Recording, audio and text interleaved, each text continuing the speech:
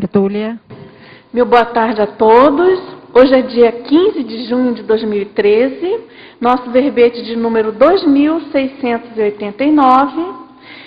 Ele tem 5 páginas, 45 logias e 18 máximas. O tema de hoje é o duplismo reflexivo e tem a especialidade de experimentologia, e a nossa verbetógrafa veterana, professora veterana, Lilian Zolé. Na definologia, então, nós temos que o duplismo reflexivo é a técnica realizada pelos parceiros da dupla evolutiva, por meio da qual ambas as consciências se dispõem a refletir profundamente sobre os trafores, habilidades e competências do outro, objetivando auxiliar na identificação do nível evolutivo atual e na planificação de metas para o alcance de neopatamar evolutivo. Na pensenologia, nós temos o ato de pensenizar profundamente a dois, entre outros itens, Na fatologia, a ponderação do casal perante a programação existencial recíproca. O ato de pensar e verbalizar o trafor do outro, auxiliando na identificação da especialidade interassistencial. O apontamento assertivo e esclarecedor do parceiro da dupla evolutiva, elucidando atributos, habilidades e competências do outro, até então ignorados. O parceiro da dupla atuando aos moldes de amparadores intrafísicos recíprocos. Tem mais de 10 itens, enfim, só li alguns. Na parafatologia, a vivência do estado vibracional profilático pela dupla evolutiva, o balanço do desempenho parapsíquico do casal, a reflexão sobre a tenepse de ambos os parceiros, a telepatia espontânea do casal, denotando a harmonia do relacionamento íntimo, entre outros itens a serem pesquisados, Bom, no detalhismo eu chamo a atenção que tem 13 máximos. Na remissologia, eu destaco 5 títulos dentre os verbetes citados: afetividade duradoura, o amor doador, o duplismo libertário, o duplo karma e o parceiro ideal. Antes, na argumentologia também, ela tem o item de técnica, com 3 itens: conscienciometria, metas e feedback. Na frase enfática, o duplismo reflexivo reforça a teática da mutualidade amparadora. Pela duplologia, o mais relevante é aplicar a inteligência evolutiva, aproveitando as oportunidades com lucidez. Na questionologia, você, na condição de parceiro evolutivo, já realizou a técnica do duplismo reflexivo? Qual saldo interassistencial vem obtendo através do trabalho conjunto duplista? Na bibliografia específica, tem um item referente ao manual da dupla evolutiva do professor Valdo Vieira. Em termos aqui de mega-análise, do João Paulo, nós temos 20 itens. E o primeiro, compromisso, pensamento, autocrítica, parceria, CDC, reflexão, meditação, ponderação, introspecção, afinidade, afetividade, interassistencialidade, prioropensenidade, duplologia, tecnologia, conviviologia, sinergismologia, duplo-karmologia, experimentologia e conscienciometria. Eu gostaria de destacar aqui uma mini biografia da professora Lilian Zolé. Ela é fisioterapeuta, pós-graduada em saúde pública, especialista em especialista em dermatofuncional, é brasileira, natural de Guarapuava, Paraná, e voluntária da Conscienciologia desde 2000, docente desde 2004 e tenepsista desde 2006. Muitos quilômetros rodados, né, professora Lília? Para rodados. Bom, temos aqui então uma perguntas, né? A verbetógrafa, a professora Lília. Na fatologia, página 1, primeira e segunda linhas. Professora, existe algum período específico quando deve ser feita esta ponderação do casal perante a programação existencial recíproca? Logo no início da formação da dupla ou mais adiante? Uma vez só ou de tempos em tempos? Eu achei bem interessante essa pergunta, porque o casal, primeira coisa, para você construir uma dupla evolutiva, então, como eu mesma falei, é uma construção, né? Então, no primeiro momento, você identificou uma pessoa, quer ter um relacionamento mais a sério, né, mais profundo, eu vejo que há necessidade de você verificar os valores dessa pessoa que você quer fazer aí com o seu parceiro, com a sua possível dupla. O que eu vejo que de mais assim, de menos assertivo que o casal faz nesse instante, imediatamente eles, em vez de se conhecerem, se aprofundarem, que é aquele noivado que a gente fala, né? Fazendo essa analogia, a pessoa ela já vai com muita sede ao bote, né? Então ela já quer, não, é a minha dupla, pouco se conhece tanto dela e do outro, e aí assim existe uma frustração ou uma expectativa muito grande. E muitas vezes acabam esse casal não dando certo por N motivos.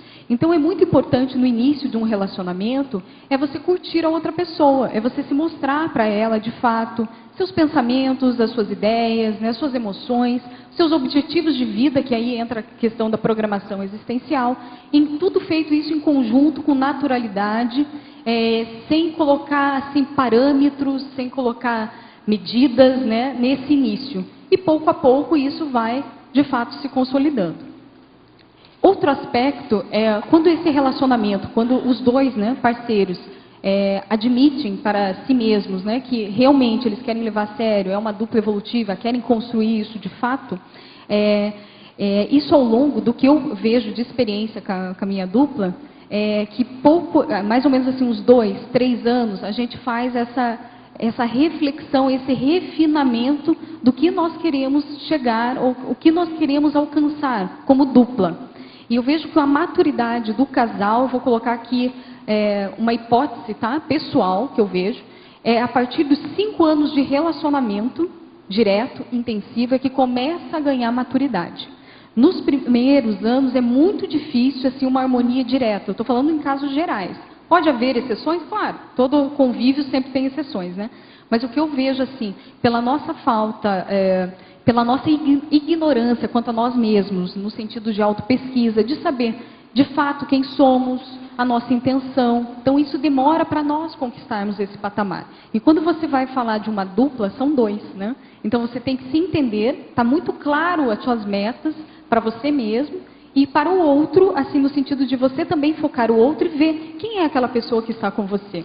Sem expectativa e sem idealismo, mas simplesmente quem é essa pessoa e como você pode melhorar ou ajudar essa convivência. Então eu vejo que demora um tempo de convívio para ambos se conhecerem. Então um exemplo que eu dou para entender um pouco mais ou aprofundar isso nós demoramos quanto tempo para nos conhecermos? Vamos repetir, né? Então não é do dia para a noite, né? Então às vezes demora o quê? 20, 30 anos? Tem gente de 40 anos que fala assim, ainda não sei de fato quem sou. Imagine falando de uma dupla, né? Então é só para não ter pressa nessa construção mútua, porém a gente tem que ter conciliações, concessões, para que dê certo esse engajamento da convivialidade. Não sei se ficou claro. Em Teoriologia, na página 2, última linha, você poderia falar sobre a teoria da taquirritmologia estudada entre os parceiros da dupla evolutiva? Então, essa teoria eu coloquei aqui para aquele casal que já está engajado, tem aí mais de 7, 10 anos de convivência, já está estudando e aprofundando, né, essas questões da proexis, da dupla, né, chega um ponto que eles vão estudar ou eles querem entender mais essa taquirritmologia, que é o taquipsiquismo. É você fazer tudo ao mesmo tempo sem perder o foco e ser detalhista em tudo que faz.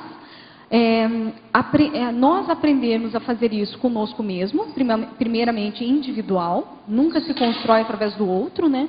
Então essa pesquisa, ela é uma autopesquisa, é favorecer esse taquipsiquismo, essa produção intelectual, energética, parapsíquica e emocional, né?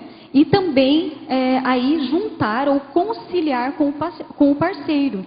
Às vezes, o que acontece? Numa dupla, um dos integrantes, um dos parceiros, ele tem um temperamento mais bradipsíquico e o outro mais taquipsíquico, ou pode ser normopsíquico e o outro bradipsíquico e assim por diante. Ou seja, ninguém é igual a ninguém. Então tem que identificar quem é aquele que tem mais taquipsiquismo, que ele é tendente a essa taquirritmologia, pelo seu próprio processo de aceleração produtiva. No caso, gente, é produtiva.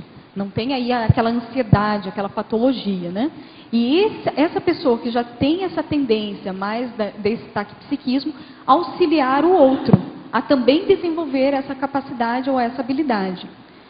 Existem também duplas que os dois são taquipsíquicos. E eles descobrem isso pela desenvoltura do trabalho deles. Então, é um fato concreto. Então, ambos vão se qualificar. Porque mesmo tendo dois taquipsíquicos, né, ainda há diferenças, né, por causa da especialidade, do temperamento, né, do jeitão de ser de cada um. Então, a gente vai somar o trafor de um com o do outro, para otimizar essa dupla nessas produções da Proex. Certo. Aqui na Paradoxologia, na página 3... ele pergunta como funciona o paradoxo desassediador vivenciado nas atividades proexológicas do casal. Porque a gente, quando o casal se engaja, né, a dupla evolutiva, ela se engaja na interassistência, então tem aquele processo de você estar realizando o desassédio, nesse trabalho da dupla, porém vai aumentando cada vez mais é como se fosse um refluxo, né? Então aumenta mais a sua tara parapsíquica, vou colocar assim, ou seja, sua capacidade de assistir mais as consciências. E isso é um paradoxo, ao mesmo tempo que você está caminhando contra o fluxo vai aumentando atrás, digamos, o fluxo está vindo acelerado, né, em cima da pessoa. Então o que eu quis colocar é nesse sentido. Então é muito importante essa manutenção de reflexão diária, persistente da dupla. Porque quando os dois estão em uma liderança mais séria, interassistencial, o assédio aumenta. Então a gente tem que estar mais assim, com a cuidade maior com os nossos pensamentos, para que não, por causa da questão do autoassédio, né?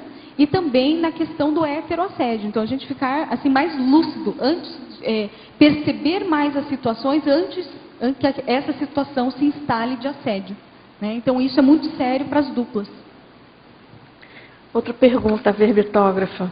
Na maniologia, na página 3,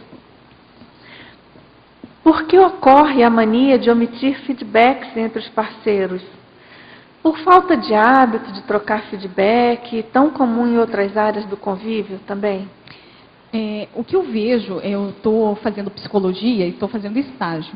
E interessante que eu peguei casais, sem escolher. Então, peguei crianças, adolescentes e casais. Então, vou dar um exemplo, né? Pegando aqui casais convencionais, não estou falando de dupla evolutiva, né? Mas que a gente pode refletir sobre o nosso convivência sadia com o nosso parceiro.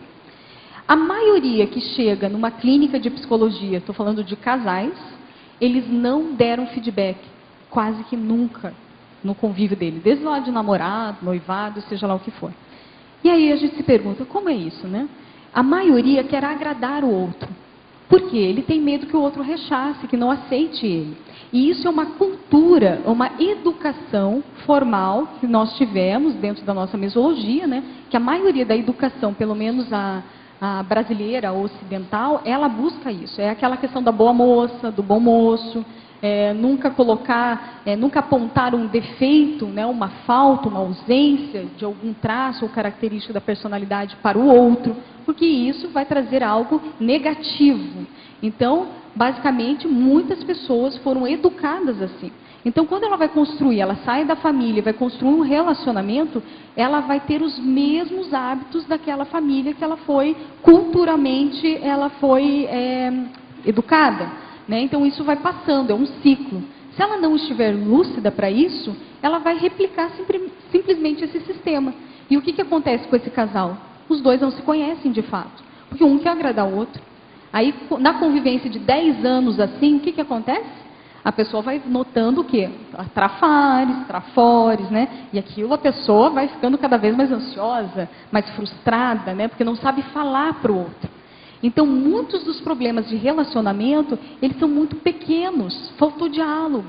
Então, é isso que eu vejo, pelo menos agora, né? Não tenho tanta experiência dentro da psicologia, mas o que eu noto é essa falta de diálogo sincero, que é a franqueza. Que é simples, né? Mas para a pessoa se torna complexo porque ela tem o quê? Um pensamento disfuncional, ou seja, que não está funcionando de acordo com aquele momento, né? E que está trazendo malefício para ela. E ela não consegue ver diferente. Tá? E isso vai criando um ciclo patológico nas relações do casal. Não sei se ficou claro. Depois eu posso dar até mais exemplos que eu acho bem interessante para a gente começar a observar também, né? As nossas lacunas, né? Dentro dessa convivialidade da dupla e também da convivialidade grupal, né? Você falou sobre a questão da falta de feedback, né?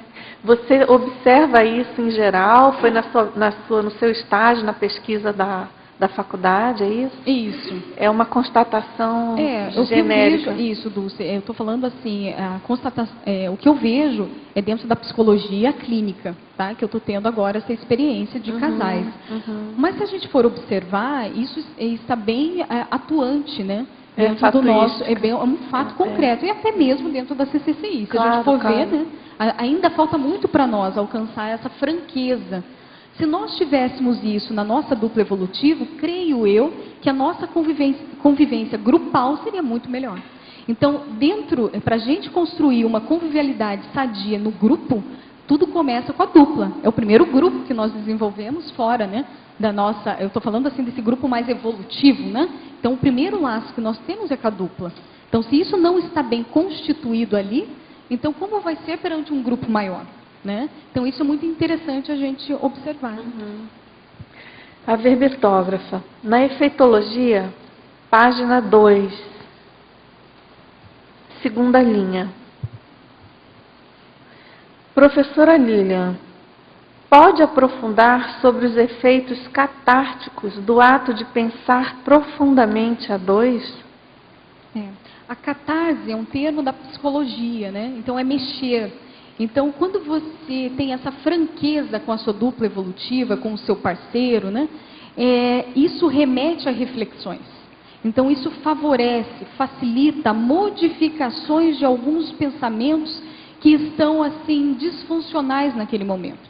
Então, no momento em que você se abre para outra pessoa que você confia, que é a dupla, né? Ela vai te dar feedbacks de como melhorar, se está certo ou não, no parecer dela, né? Então, isso vai aumentando a autocrítica e a heterocrítica do casal. E isso vai possibilitar para ela várias reavaliações de condutas. E eu vejo que é muito válido dentro da questão da proexis. Então, eu coloco aqui a minha casuística, né? Então, com o Everaldo, eu coloco ele como, assim, a primeira pessoa que eu consulto, assim, né? Eu tenho uma confiança nele muito grande. Claro, isso vem de vidas. Eu olho para ele e lembro, assim, né? É reto cognitivo, né? Isso, essa confiança, né? Isso favorece muito. Mas ele me ajudou muito a não me colocar, mas eu me estabelecer na proexis. Então, às vezes, a gente tem dúvidas bestas, bobas, né? Ingênuas, né? Às vezes está no caminho certo, mas fica lá, né? Com aquela, tipo uma minhoquinha, né? Fica, mas será? Né? Esses autoassédios, né? Que você não está percebendo. Aí você relata isso para a sua dupla, ele fala, não, ele te dá fatos. E como ele convive com você todo momento ele acorda, dorme, né? Toma café, ele está todo momento ali, está no seu ciclo diário, ele sabe o seu jeitão de ser, ele sabe as suas lacunas e sabe aonde você é forte. Então, ele apontando isso com casuísticas, né? Com esses fatos e com a energia, né? Com essa franqueza, isso facilita muito, desassedia e a pessoa vai se fortalecendo cada vez mais. Então, eu vejo assim, o que a gente aplica, né, o que a gente vem aplicando, ou tentando aplicar, né, dentro da dupla, falando aqui com eu e o Everaldo, é essa franqueza. Então, no início, eu vejo assim, foi difícil, quando nos conhecemos, ambos ali, né, a gente tinha esse processo mais de introspecção, né, a gente não é tão extrovertido assim, cada um no seu nível e qualidade. Então, quando a gente foi falando, era como se fosse um teatro, né, você meio que fica desconfortável, né. Mas agora não, você chega já no nível de conforto, bem-estar, e você vê que aquilo é saudável, que isso é harmônico, né? Isso gera uma amizade muito grande. Isso eu gostaria de destacar. A dupla evolutiva, ela passa simplesmente da questão sexual, que a gente vê hoje na sociedade em geral. Normalmente, casais se juntam por questões de aparência física, que é o primeiro enlace, né? A pessoa olha, se apaixona, né? Que é o apaixonamento, né? Vê a estética, né? E isso está muito ligado com a procriação, com o estado, né, da afetividade sexual. A dupla evolutiva, óbvio, vai ter a atração, sim, mas além disso. Então, há a questão da produção, né? Há a questão da construção, da ProEx e assim por diante. Então, vale a pena a gente começar a rever. Será que eu quero realmente uma dupla evolutiva ou o que eu estou buscando ainda está naquele mito do amor romântico? Que muita gente não consegue achar, né, vou colocar assim, né, a dupla evolutiva por questões assim mais de padrões pensênicos que não estão qualificados. Ela não está conseguindo ver assim, de fato, as pessoas no sentido evolutivo. Às vezes ela quer um padrão já pré-estabelecido, que ela acha que aquilo é o ideal, mas nem sempre esse ideal construído por ela é o melhor evolutivamente. Então vale a pena a gente puxar para essa reflexão. Certo. Outra pergunta aqui, a verbetógrafa, na Codigologia, página 2 também. Você poderia esclarecer sobre o código duplista de cosmoética? Ele é feito a 2. Que técnicas podem ser utilizadas para escrever o CDC? E o CPC de ambos os duplistas é pré-requisito para desenvolver o CDC? Estou com um especialista do meu lado, né? Então, minha dupla é do CPC, né? Eu vou falar e você vai aprofundar. Fica à vontade. Pelo que o meu especialista duplista falou, né, eu estou seguindo a risca, o que a gente fez? Cada um fez o individual, que é o CPC, Código Pessoal de Cosmoética. Na minha visão, eu vejo que é necessário, você tem que construir primeiro o seu pessoal para você saber como que você é, as suas cláusulas, os seus princípios, né? Então, tudo começa no individual, né, nessa autopesquisa individual. O que nós fizemos após essa construção individual? Eu solicitei para que minha dupla revisasse para mim. Como ele é especialista, né, em casa não dá para dar, né, bobeira, né? Então, eu fui lá. E ele fez a mesma coisa. Então, ele construiu e eu revisei. E nessa troca, surgiu vários feedbacks positivos. Do que? Às vezes, a gente estava achando que era algo, um comportamento ou um pensamento que estava inadequado, e o outro pontuou contrapontos que aquilo não estava correto, ou que não era o melhor termo a ser usado, ou a melhor técnica a ser utilizada, e assim por diante. Então, a gente, entre nós, essa revisão crítica do CPC favoreceu uma maior assertividade. Após isso, cada um construindo o seu CPC e tendo as revisões, né, necessárias, né, sempre com autocrítica, independente dele falar, não, Lili, eu não acho isso correto. Eu tenho que ter a minha autocrítica, porque ninguém sabe melhor que eu a minha condição, né? Mesmo assim, perguntando essa revisão, isso é muito sério. Após, a gente se reuniu e a gente não construiu um CBC. A gente não tem, assim, num papel ainda, né? Mas a gente troca ideias e elabora e está colocando em prática alguns pontos que a gente acha essencial para ter harmonia e manter a harmonia na dupla. Então, eu considero já assim, como se fosse um mini CBC, né? Está faltando ainda aprofundar e debater mais. Mas foi assim que a gente começou a construir. Você quer pontuar? Eu acho que o que a Lilian falou tá bem exato, acho que é por aí mesmo. Só que eu gostaria assim, de complementar, que acho que é um ponto importante, tanto na questão do código duplista, como no próprio código pessoal, né? Que é que a finalidade principal do CPC é a superação dos trafares. E muitas vezes, dentro da condição da dupla, às vezes, a dupla ela é evolutiva. Então, se ela é evolutiva, o objetivo é fortalecer os trafores. Porém, ambos parceiros têm muitas vezes traços conscienciais que às vezes não são homeostáticos e acaba, às vezes, um colaborando na desqualificação do trafar do outro, piorando ainda mais. Então, dentro desse contexto, é importante o que a Lilian comentou há pouco, da sinceridade. Então, enquanto um não apontar no outro, não tiver esse desprendimento, e quando eu falo desprendimento é no sentido de ver a outra pessoa como a oportunidade de você estar iniciando, ou a oportunidade de você aprofundar, ou dar os primeiros passos dentro da mega fraternidade. Então, o código pessoal e o código duplista, ele pode avançar por esse lado.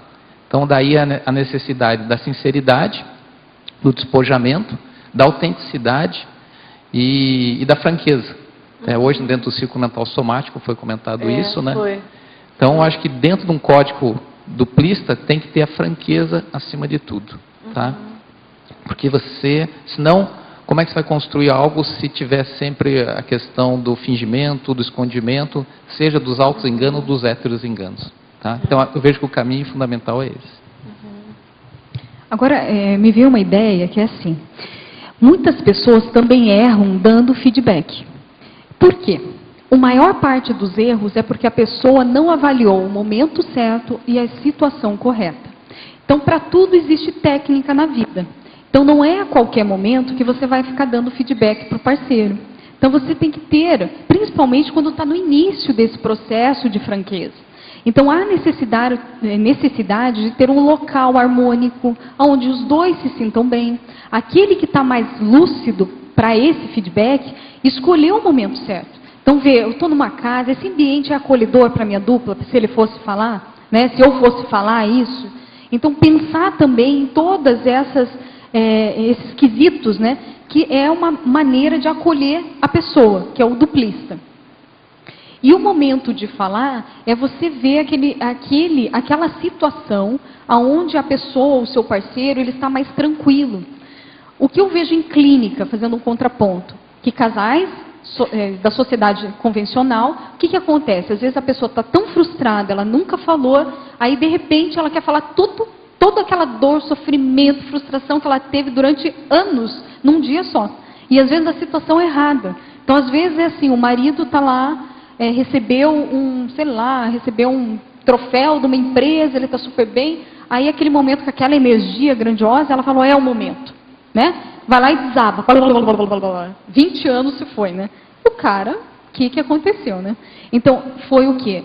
Momento errado, situação totalmente deslocada. Então, para tudo, a gente tem que verificar. Verificar o quê? Ambiente, condições emocionais do parceiro. Isso é muito sério, porque às vezes ele está passando, ou ela, né? Está passando por alguma situação de conflito com ela mesma. Então, você não vai gerar mais um conflito. Então, isso é muito interessante a gente desenvolver a escuta, saber escutar, saber olhar, que é observar, e ser mais coerente com isso. Outra questão, muitos casais, por imaturidade pessoal ou carência emocional, eles querem todo dia ter feedback. Você me ama? Você não sei o quê? Isso não é feedback. Então, o que eu vejo muito em clínica é isso. Você tem certeza que você me ama? Então, isso não é feedback. Né? Então, isso é o quê? Uma alimentação de carência. Então, ninguém está aqui, penso eu, para ficar alimentando o buraco do outro afetivo. Né? Então, isso é muito sério. Então, primeira coisa, tem que ter autoestima cada um, gente. Não se constrói em dois autoestima. Então, a autoestima é individual. Então, a pessoa ela tem que ter essa estima dela. Ela tem que buscar por ela esse crescimento pessoal. É só assim que nós vamos conseguir passar para o outro. Correto? Então, a gente não consegue dar aquilo que a gente não tem. E se não tem, também não faz drama. Se abre, fala, realmente, sou carente, o que eu posso melhorar? Abre o jogo, né? Em vez de ficar pedindo, você me ama, você não sei o quê. Essas são as maiores dúvidas que chegam numa clínica e que você fica, que não é o cerne da questão, né? A queixa principal, né? Então isso é muito importante a gente começar a ver essa questão da maturidade pessoal e o reflexo disso no casal. A verbetógrafa, uma outra pergunta. Em parafatologia, na página 2, quinta linha, final da quinta linha. Gostaria que você abordasse a rememoração de vidas prévias e do período intermissivo propulsionados a partir da reflexão a 2. Então, o que eu tenho de experiência, após aí anos de convivência com o Everaldo, a gente tem mais de 10 anos, né? 13 anos junto. Então, o que a gente vê? Eu observo assim que quanto mais próximo eu fico dele, esse processo me remete a retrocognições sadias ou não, né? Mas enfim, ele me remete a isso. Por quê? Comportamentos, tendências, muitas vezes também na questão da troca energética, né? Isso favorece essas rememorações, né? E principalmente nas positivas a questão do curso intermissivo. Eu nunca vou me esquecer quando encontrei o Everaldo. Então, na verdade, ele foi meu professor de Conscienciologia, né? Basicamente de todos os cursos. Mas foi. Coincidência, né? Em Curitiba tinha poucos, né? Então, poucos professores, né? Mas é verdade, ele foi. E o primeiro curso que eu tive foi aquele Bioenergia Sem Muro, que eu entrei pela Conscienciologia através desse curso. E foi interessante que quando ele foi dando a aula, e eu tinha assim até uma certa abertura assim com energia, né? Estava ainda jejuna, mas eu tinha percepções energéticas, né? E aquilo me remeteu ao curso intermissivo. E dali eu sabia.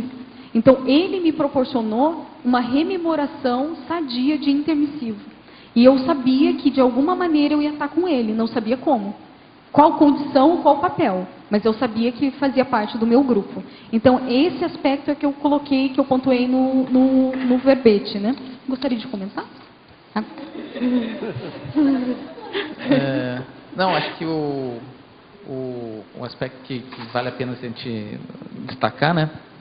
É que dentro desse contexto, às vezes tem um que está mais lúcido para o processo da multidimensionalidade, né? Mas o principal é a questão da disposição dos dois de acertar. Então, quando os dois conseguem ver esse contexto parapsíquico de uma forma somar, a coisa passa a ser positiva, né? A Lilian comentou um pouco agora aqui, a questão, às vezes, tem retrocognições que não são positivas, quer dizer, aparentemente não são positivas. Eu vejo uma visão um pouquinho diferente. Às vezes, se a gente tem uma retrocognição e essa retrocognição é proporcionada por um amparo, muitas das vezes até ela não vai ser positiva no primeiro momento. Mas se a gente souber tirar o substrato daquilo, aquilo vai ser bem positivo, né? Então, eu acho que é importante a pessoa, o casal, pensar que nem tudo, às vezes, foi flores. Se você está junto hoje, às vezes é para recompor. Então, mas é você fazer do limão uma limonada, ou seja, pegar aquela experiência passada pregressa e utilizar ela como instrumento de aprendizado dentro da sua experimentologia. Acho que esse que é o grande desafio, seja dentro da dupla ou na própria relação da ProEx, né? Concordo plenamente. E dentro dessas retrocognições, você acaba vendo tendências que você não estava vendo no parceiro. Então, você começa a entender alguns comportamentos que até então você não estava entendendo. E através dessas retrocognições, você acaba ampliando a sua visão de entendimento do outro. Isso é muito rico. Isso já aconteceu.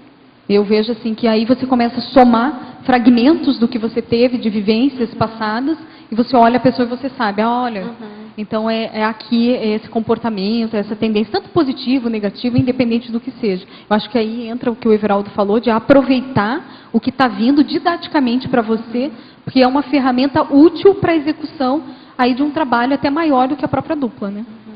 É interessante essa abordagem de vocês da retrocognição enquanto ferramenta, né?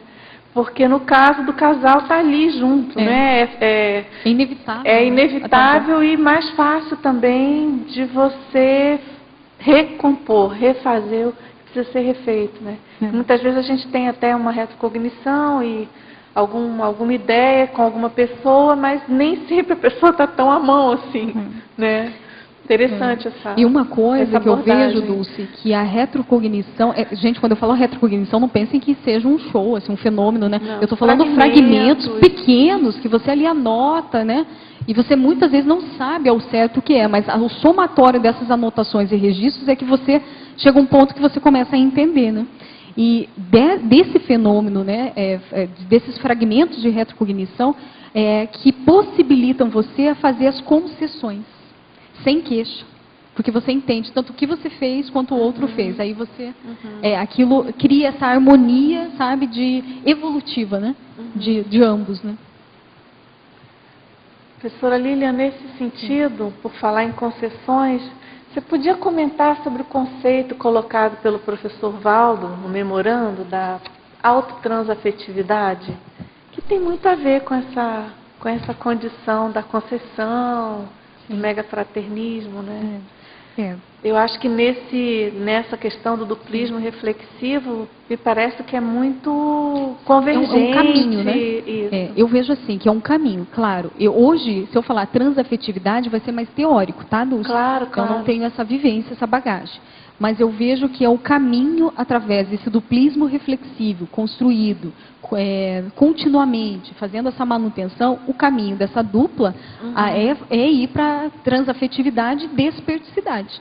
Né? O que é a transafetividade? O que eu entendo por isso? É quando a pessoa, ambos os parceiros, ou um dos parceiros, ele já cria uma lucidez maior das questões multidimensionais, está vendo o outro como um auxiliar, né, um amparador também, não há mais tantas necessidades afetivos sexuais, mas não deixando o afeto. Então esse afeto ele é entendido não de uma maneira como nós vemos hoje, né, de assim, esse carinho mais explícito, né? Ele não, eu vejo que é uma condição mais lúcida da pessoa compreender o outro e passar de uma outra maneira essa afetividade, que é a questão dos resultados, da produção, do geramento desse sinergismo de ambos, né, ou dela mesmo, para essa harmonia, digamos assim. Não sei se ficou claro, né? Mas eu vejo que está muito ligada com a harmoniologia. Então é a pessoa que ela consegue ver, ela vê essa completude dela e do outro, e vai somando, né? E não tem tantas necessidades tão básicas, assim, tantas carências, né? Básicas para satisfazer ela. Ela já está pensando no outro nível, né? Numa outra, mas isso é interessante, que é um paradoxo, né? Que é sem perder o afeto. Porque às vezes a gente acha, não, transafetividade é sem a ausência de sexo, a ausência de não sei o quê, né? E você acaba achando, nossa, deve ser uma pessoa fria. Eu já vi pessoas falarem isso. E não, é o contrário, ela entende muito mais.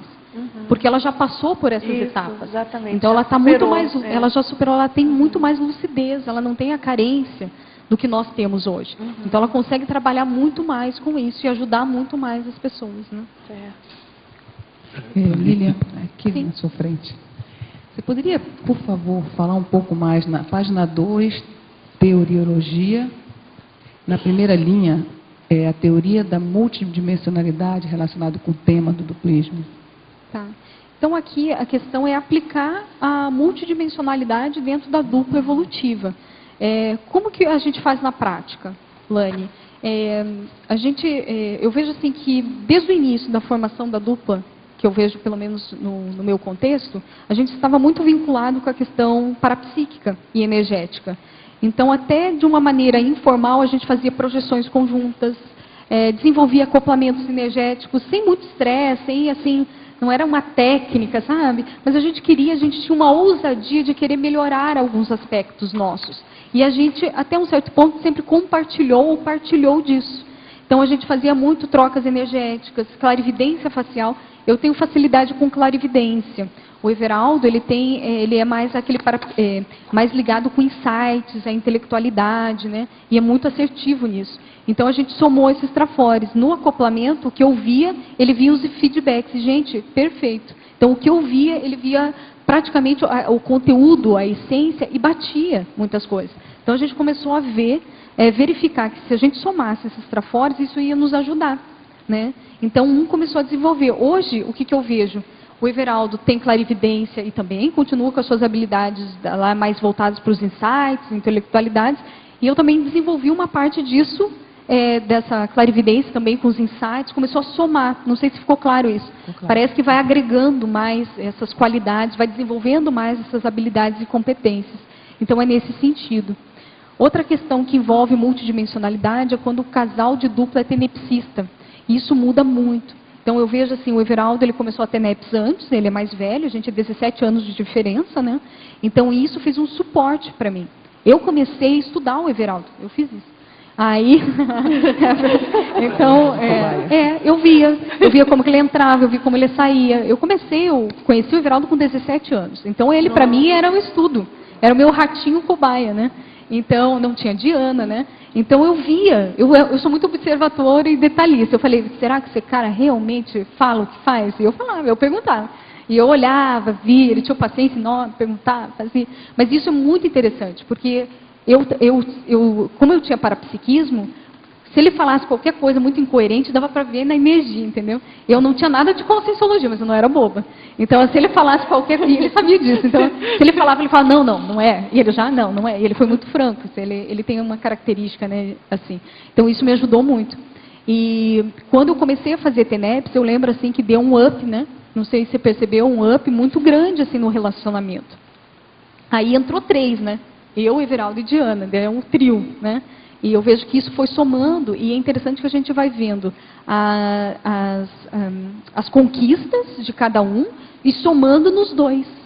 Então, hoje eu vejo que a TENEPS melhorou muito, principalmente esse ano, assim. O Everaldo também comentou alguma coisa nesse aspecto, e a gente está vendo uma harmonia muito, boa, assim, sabe? Assim, estável e que rende, que é produtiva, sabe? E a gente vê isso aonde a gente trabalha ou voluntaria, que está crescendo, a gente está conseguindo produzir, né? Cada um na sua área, na sua especialidade, com esse suporte que a gente está conseguindo.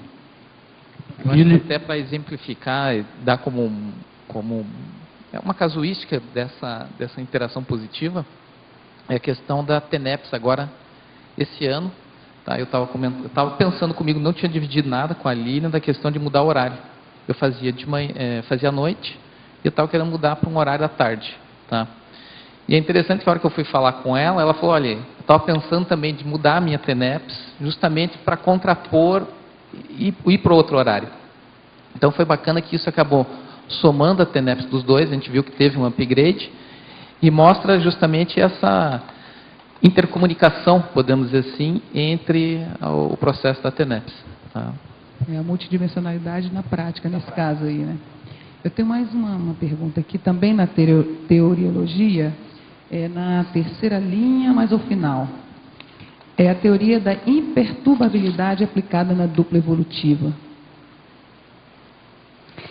É a questão de você aferir a impaciência, a irritação no seu dia a dia. Aí entra novamente a questão da autopesquisa, que eu vejo, tá, Laine? Então, precisa, o que eu vejo, assim, que é veemente, assim, que é urgente, né? A gente ter essa autopesquisa em dia.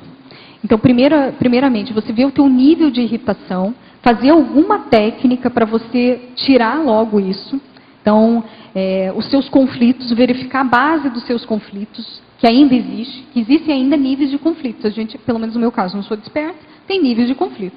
Ver a base e ir já no cerne do negócio, né? E começar a trabalhar. Para quê? Para que isso gere a imperturbabilidade. Então, hoje eu vejo assim, como eu falei da harmonia, da TENEPS, né? Eu vejo que a base disso, para a gente ter uma harmonia na convivialidade a 2, a base é essa autocrítica e autopesquisa. Então, não é uma vez que eu fiz lá o Consim Cobaia, ou eu atuei como evoluciente, né, que eu estou harmônica. Não, isso é todo dia, toda hora, a gente tem que estar com isso sempre em dia. Então, o que eu vejo é que as pessoas acham que uma vez conquistada a harmonia, sempre vai ser harmônico. Isso eu vejo um mito, não é assim. Porque a nossa tendência ainda, a gente tem um registro, uma cicatriz, sabe, daqueles nossos trafares. Se você não ficar de olhos abertos, sempre você acaba resbalando. Que ainda não há aquela superação plena, né? Então essas marcas estão muito bem fincadas, né? Então a gente tem que saber, é um processo de cicatrização, né? E para isso a gente sempre tem que estar ali olhando, né? E se a gente conseguir fazer isso, e se um dos parceiros tem mais habilidade de fazer isso, com o seu exemplo ele vai passando para o outro. Isso é natural, mas sem obrigação. Porque às vezes a gente fala isso, a pessoa que quer dar o exemplo, ela fala assim, olha, eu estou fazendo, você não está vendo? Ó, estou fazendo. Estou fazendo consciência orgânica, você já fez? Qual é o teu nível? O meu nível é X, e o teu? Então há uma cobrança excessiva. E isso vira estupro. Aí o que gera, gente? Gera o quê? Uma defesa maior do teu parceiro. Em vez dele abrir e ser franco, ele vai se fechar, porque o outro não está deixando ele se acha que é incompetente, não é? Então isso é muito sério. Isso precisa, assim, por isso que eu falo, de uma escuta grande para lidar com o outro, de um olhar, né, uma cuidade maior no olhar para você ver quem é a pessoa que está do meu lado e como eu posso ajudar, né? E esse exemplo, ele vem do seu dia a dia, não assim uma coisa, sabe, um espetando o outro para ver quem que vai ou se está no mesmo ritmo. Isso não, eu vejo que não é o ideal, né? Tem que respeitar o outro. Ok, obrigada. Lilian, Sim. na paradoxologia, se podia dizer alguma coisa sobre esse paradoxo amizade e debate aplicado à dupla evolutiva? Arlindo, eu vejo assim que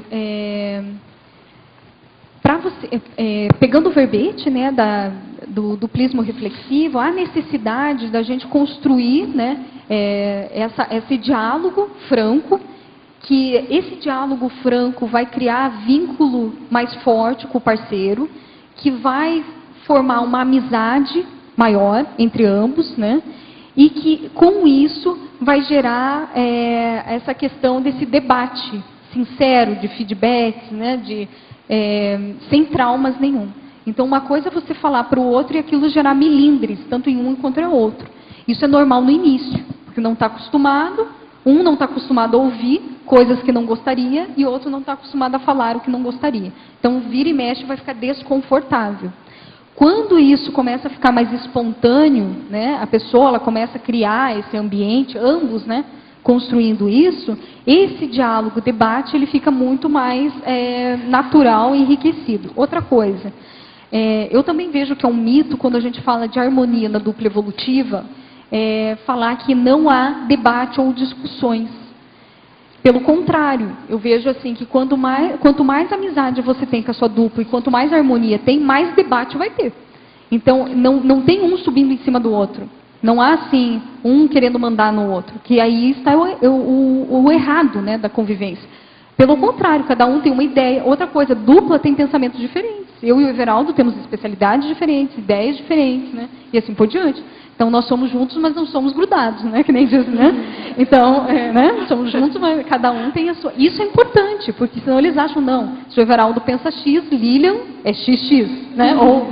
E não pode, é totalmente diferente. Isso é antievolutivo, ao meu ver. Então, o debate, ele tem que ser mais rico dentro da dupla. Se não tem debate, abra o olho. Tem que ter, sim, discussões saudáveis, sadias, e isso enriquece a ambos. Eu me lembro, assim, que os debates lá em casa, e a Diana às vezes participa de uns, que ela fala, assim, bastante, né, lá em casa, e ela comenta, a gente, sei lá, pega algum tema de jornal, revista, cada um tem um parecer sobre aquilo, e a gente começa a falar, né, cada um na sua opinião. E às vezes o caldo vai aumentando, cada um tem...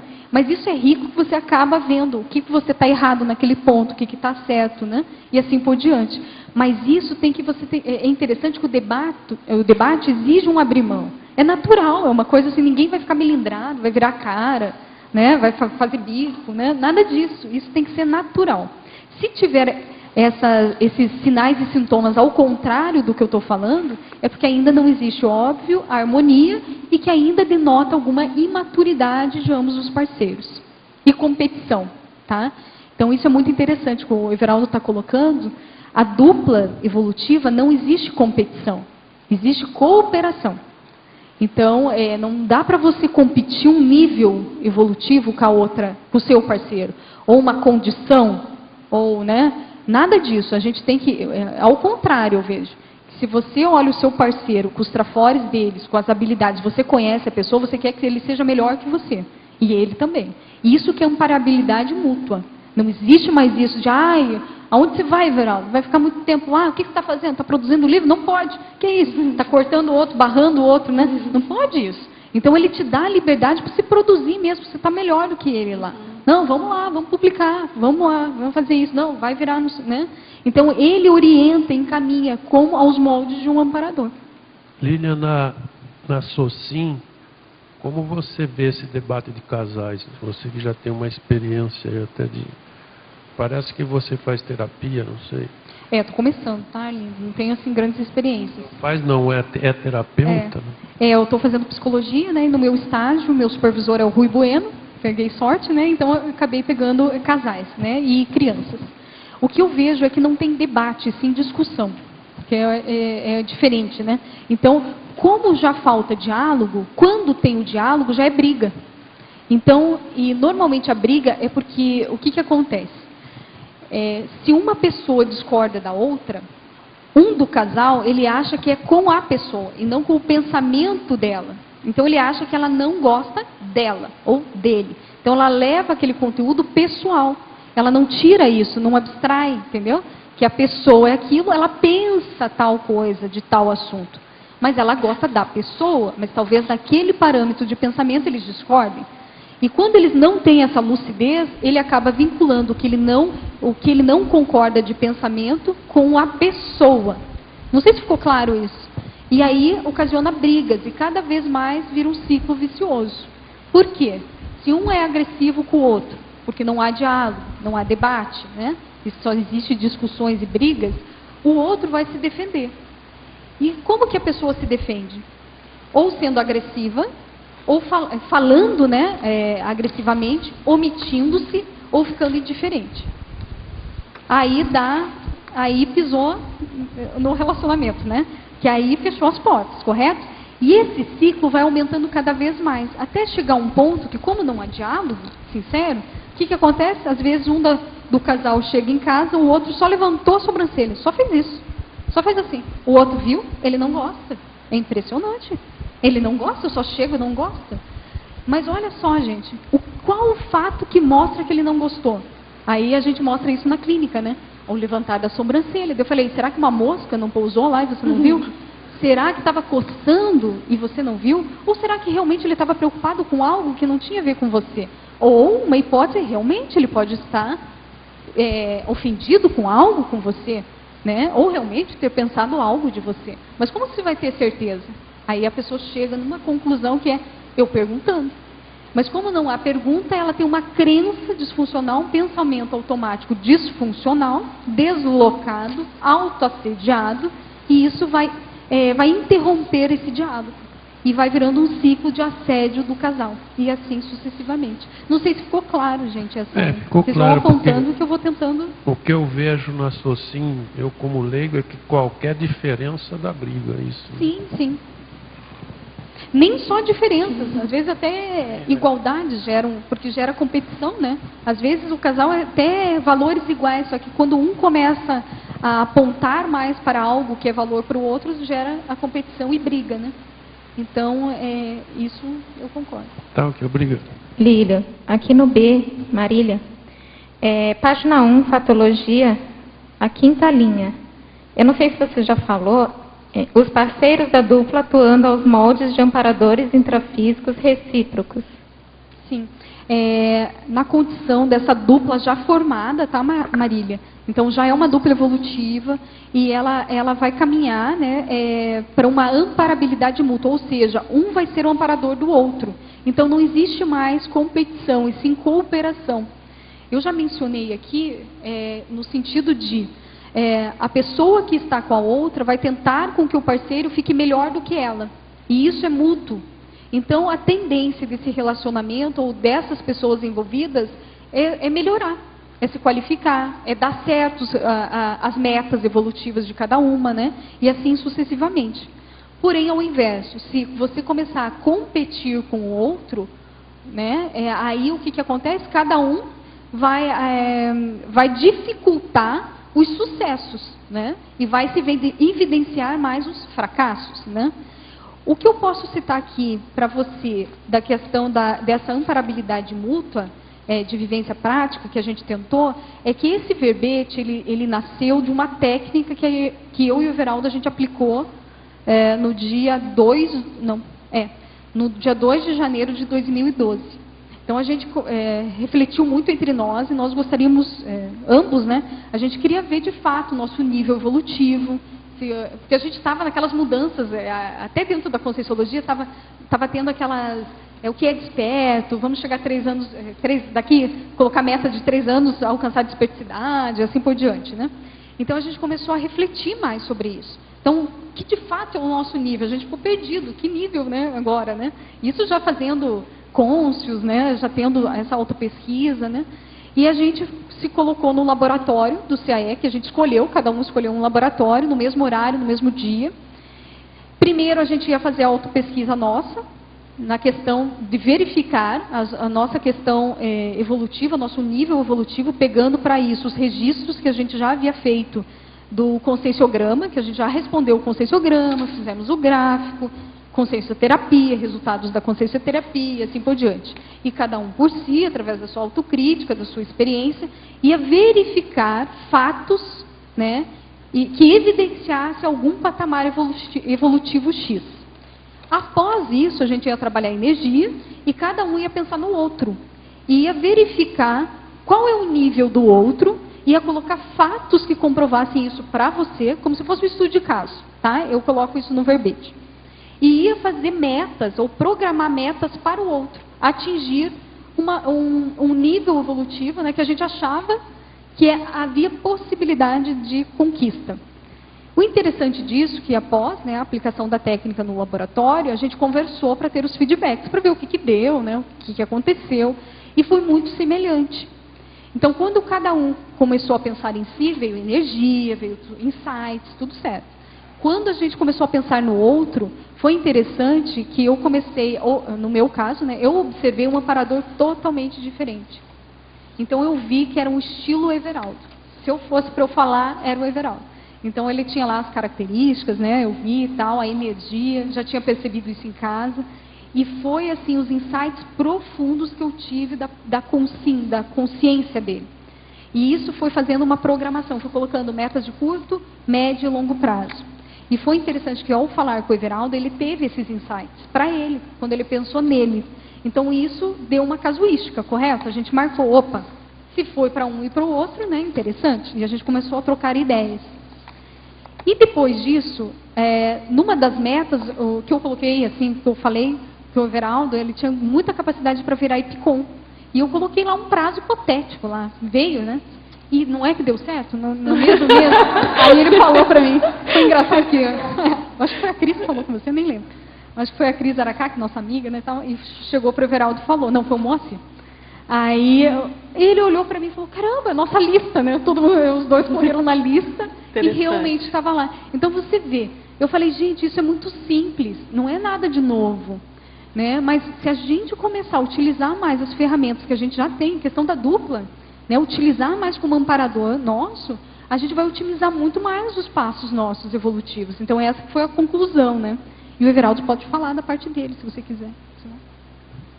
É interessante que essa técnica, então, ela somou para os dois, né?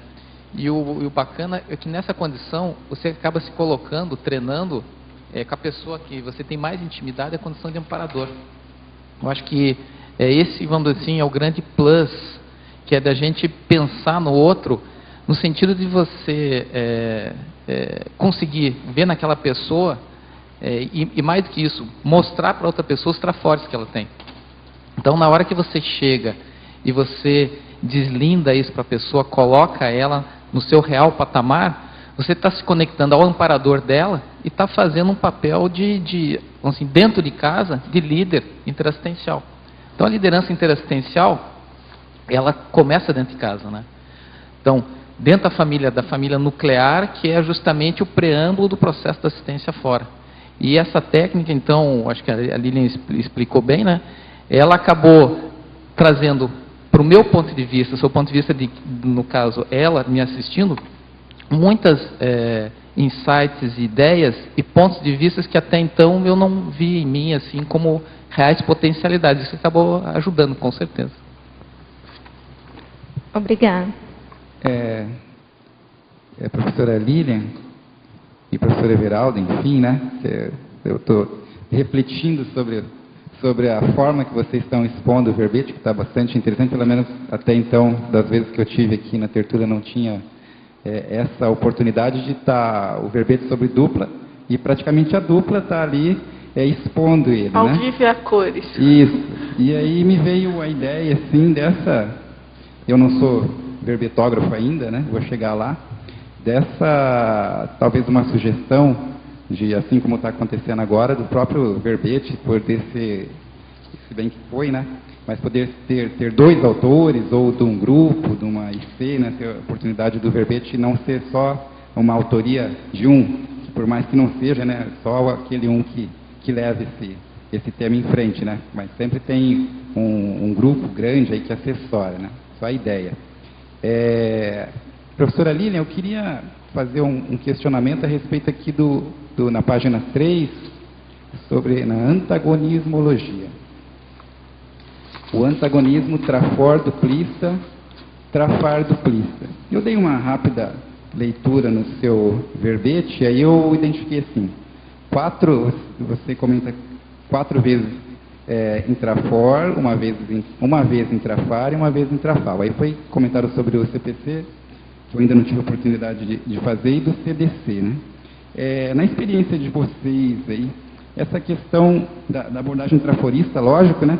Mas quando se consegue identificar um trafar ou um traço ali da personalidade a melhorar na dupla, né? Como que, na sua experiência, como que é feita essa abordagem, né? Espera um momento, já foi comentado tal, mas assim, incentiva um trafor da dupla para que ela consiga também, junto, chegar a essa visão desse traço a melhorar, ou fala diretamente da questão do trafar em si como uma forma de melhorar ele, né? Seria o questionamento. Eu vejo que, pelo menos ao meu ver, o que dá mais certo é você utilizar um trafor para você conseguir superar um trafar. Se você só ver o trafar, por mais que essa visão seja de tentar desfazê-lo, né, desconstruí-lo, você acaba tendo uma visão trafarística de si e pode ocorrer a autovitimização. Então, primeiro, é que nem remédio, homeopático. Então, pega o que você já tem, que são os seus trafores, os seus talentos e habilidades, e com eles você começa a ver os seus trafares. E você já vai ter soluções para, de imediato, já começar a agir ou ter comportamentos diferentes. Se você identifica em você isso que eu falei, você pode fazer isso na sua dupla, tendo bom senso. Otimize as habilidades dela, desenvolva ou mostre para ela os trafores ociosos que estão ali. Com isso, gradativamente, ela acaba vendo os trafares de uma outra maneira. E ela vai ter fôlego de superar isso. Não sei se ficou claro. Então, eu vejo que essa visão traforista não é ser poliana, gente, isso é bem sério. Então, essa visão traforista exige maturidade e autocrítica. Então, quando eu falo essa visão de qualidades, habilidades e competências, não quer dizer que você vai anular os trafares dos outros. Não é isso. É o contrário. É você ver, sim, a pessoa completa.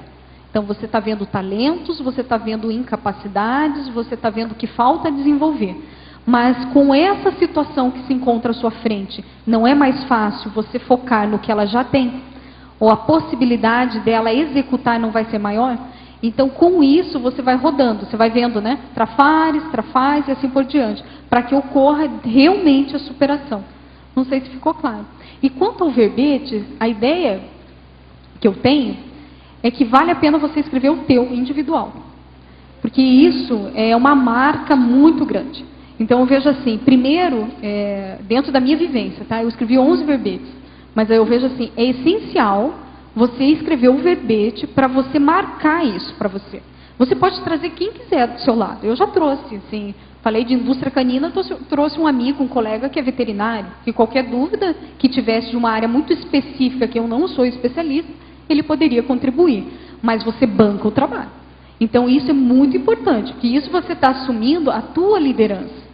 Porque, às vezes, isso é como se fosse meio camuflado, você pode chamar um monte, não, vamos fazer todo mundo junto, mas você não está enfrentando uma dificuldade de fato que é a tua escrita. Não sei se é o caso, tá? Mas eu estou colocando assim que isso é muito sério. Inclusive, em relação a essa questão da enciclopédia, na verdade, realmente não pode. O verbetógrafo tem que ser singular, individual, né? Já teve vários casos de grupos ou duplas, ou enfim, trios de pessoas que estudam determinado assunto e elas então tiveram interesse em escrever um verbete. Aí o que a gente orienta? Escolhe um para escrever, realmente para bancar o tema. Você tem que lembrar que é uma autoria dentro da enciclopédia, tá certo? E claro que a parte da pesquisa, se já tem uma pesquisa em grupo, obviamente que você vai aproveitar. Aproveita o grupo, sabe uma ideia também que eu já vi acontecer, que eu acho que funciona? Vocês picotam, se você tem algum tema que está sendo estudado em grupo, picota aquele tema em mais de um título. E cada integrante se especializa e faz aquele verbete especificamente, entendeu? E como a professora Lilian colocou muito bem, né? A questão da defesa é uma outra história. Aí você pode trazer papagaio, periquito, amigo, colega, especialista. Aí fica todo mundo aqui, o objetivo é o debate e quanto mais gente estiver interessado no assunto, ótimo, melhor. Especialistas, enfim, tá certo?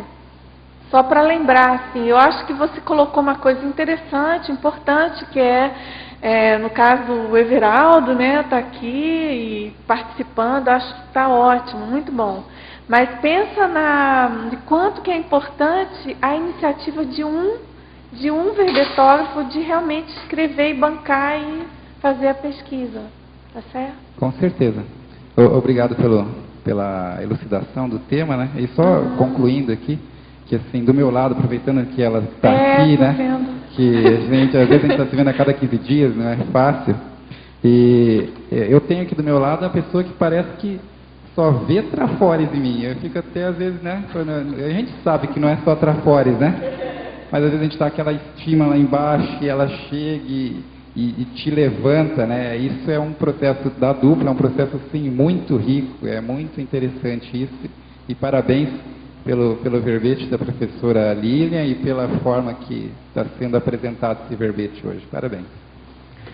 Professor, aqui no B, João Paulo, na sindromologia, a senhora pode explicar, por gentileza, um pouco mais a síndrome do ansiosismo autodiagnosticada a partir da reflexão A2? É no momento em que a dupla começa a fazer essa troca sincera, franca, né, do jeitão de ser, né, das suas habilidades e competências, muitas vezes tem um diagnóstico, um autodiagnóstico de ansiosismo. Então, às vezes a pessoa tem todos os talentos e habilidades, mas ela quer alcançar uma meta X, e que está tudo certo, é evolutivo, a intenção é boa, mas o momento não é adequado. E há necessidade de outras alterações, né, que não dependem só dela. Então, aí o colega, o parceiro fala, olha o ansiosismo, né? Ou até caso, isso é o mais sutil. Tem casos, assim, que é mais identificado como a síndrome mesmo, né? Que a pessoa tem, sim, habilidades e competências, sim, os trafores, porém, ela tem uma ansiedade, uma expectativa com o futuro muito grande. Então, ela chega a não produzir, não ter nem iniciativa e nem produção. E, através do feedback de uma das duplas que esteja mais lúcida, ela acaba verificando, tendo fatos disso, ela fica mais lúcida desse trafar e começa a remodelar o seu comportamento. Então, existem níveis de ansiedade. Dentro da psicologia, existe o estudo da ansiedade, que ele fala que a ansiedade, ele permeia todo o ser humano, que é como se fosse um processo inato, instintivo, né? A gente, enfim, né? Mas a ansiedade que a gente se refere aqui é aquela expectativa, aquela patologia, né? Porque muitas vezes a pessoa ela é taquipsíquica e você vê o taquipsiquismo e acha que é ansiedade. Isso já é engano. Eu vejo assim, tem que ter cuidado em diagnosticar, né? Nada do que a própria pessoa faça, né? Então tem muita gente que não consegue nem iniciar um trabalho e nem terminar, não tem a produção devido a isso, que é o caso mais grave dessa síndrome do ansiosismo. Ok. Na página 2, na neossinapsologia, na neossinapse adquirida através da reflexão duplológica, eu quero saber se na experiência de vocês, se houve alguma neossinapse que acabou surgindo fora do comum, fora do esperado, quando se faz esse tipo de técnica, esse tipo de reflexão. Se há, se tem como dar um exemplo. Olha, o que me vem assim mais próximo é questão assim de... são ideias ou insights normalmente vinculados não apenas com a dupla, eu estou falando do meu caso, tá? Mas vinculados a um trabalho maior. Então, essa ideia, ou esse insight, ou essa neossinapse formada, essa elaboração parapensênica foi realizada através de uma harmonia da casa, do casal. Então, possibilitou para que essa consciência tivesse essa conexão maior com os amparadores, tá? Então entra aí os extrapolacionismos também parapsíquicos. No caso, eu já tive muito insight, recentemente, de escrita. Então aí eu produzi na minha linha, na minha especialidade, houve uma produção. Não necessariamente foi assim vinculada a mim e o Everaldo, entende? Então foi uma produção fora, faz parte da Proexis, né? É uma especialidade minha, e queria atingir tanto a minha dupla, eu e um grupo maior. Então, gerou esse tipo de neossinapse. É o que me recordo aqui nesse sentido. O que eu vejo também, às vezes, são coisas pequenas, que às vezes o seu parceiro está desenvolvendo um trabalho, ele está liderando um trabalho interassistencial, e ele não está vendo algum aspecto desse contexto. E, às vezes, o outro, na TENEPS, ou de acordo com o trabalho, né, que ele está desenvolvendo, ele acaba tendo insights do outro, do trabalho do outro. Então você vai lá e fala, você aponta, como se fosse um porta-voz de amparador, né? Então o outro ele não estava percebendo, mas houve uma neossinapse, uma elaboração, né, para que isso ocorresse, e a partir disso os dois mudam toda uma visão daquele trabalho, vão ter que mudar, direcionar, né, a sua rotina, seu hábito de uma forma diferente, de maneira diferente. É nesse sentido. Certo. A bibliotógrafa. A afinidade afetiva e energética com a dupla evolutiva é muito importante. De que modo podemos não frustrar o projeto da dupla quando não há tanta afinidade mental somática? Entendeu? Pode repetir? Quer que eu repita? Ele diz, né? A afinidade afetiva e energética com a dupla evolutiva é muito importante. De que modo podemos não frustrar o projeto da dupla quando não há tanta afinidade mental somática? Entendeu? No campo das ideias, mas às vezes só assim, por exemplo, às vezes um duplista tem mais uma atividade mais mental somática, o outro nem tanto, né? A questão dos focos de vida. Mas eu vejo assim, frustrar o outro. Eu achei assim, para eu falar assim, porque não tem receita de bolo, entende? Quando você fala frustrar o outro, isso me chama muita atenção. Por que frustrar o outro? Qual o diálogo que está tendo, a sinceridade que você está tendo com o seu parceiro nisso? Porque frustrar, parece que você não quer falar a verdade para o outro de receio que isso aconteça algo. Então, para mim, se for isso mesmo, já está um pouco errôneo. Pouco não, está errado, né? Então, eu vejo, tem que ter esse diálogo sincero, de mostrar o que pode dar de mais errado, se ele fizer algo nessa linha e não tiver tanta habilidade. Então, você também vê os contrapontos, né? E auxiliar no que for necessário, né? Então, se um está mais na linha intelectual e o outro é mais pragmático, né? Ligado mais com o corpo, né? Tem sim como somar isso, por que não? Mas você também não pode gerar expectativa no outro, porque isso que gera frustração. E a questão das concessões que você falou anteriormente, né? Então, isso que me chamou mais atenção na frase, tá? Então, vale a pena dar uma olhada. Professora Lilian, qual dica poderia dar para aqueles que ainda não encontraram duplista? Você é tenepsista? Que o Valdo fala, né? Começa a tenepse, parece que vem uma paramaquiagem, né? Assim, de revigoração, né? Dar um lift natural, né? Primeira coisa, eu vejo assim, essa preocupação de arranjar parceiro, né? Eu sei que dependendo da idade, no caso da mulher e do homem, ela fica, parece que é uma necessidade, é uma carência muito grande. Primeira coisa, mas isso vem do perfil, tá, gente? O meu perfil. eu não fico tanto assim, pelo menos quando não tinha dupla, eu não fico uma coisa assim tão necessitada ou algo tão, né? Eu colocava mais, eu me reavaliava nas questões dos meus objetivos, tá? Objetivos de vida, o que eu quero para mim? Onde que eu quero alcançar? Que metas que eu tenho? E utilize esse tempo não para ficar gerando mais expectativas de quem é o parceiro, mas se melhore, sabe? Se qualifique. O que está faltando para você? Então, no momento em que você consegue identificar o que você veio fazer de fato, sem ter missivista, né? Daí você se pergunta, se for, o que está faltando para você se engajar com a tua Proexis? Inevitavelmente, os pares vão se encontrando, e não ao contrário. A gente fica rodando que nem cachorro, né? Você vê o comportamento dos caninos, né? E até gatos, né? Fica aquela loucura, né? A gente não é mais assim. Então, procure se qualificar, a dica, né? Assim, que naturalmente isso vai surgindo. Não fique com tanto anseio, sabe?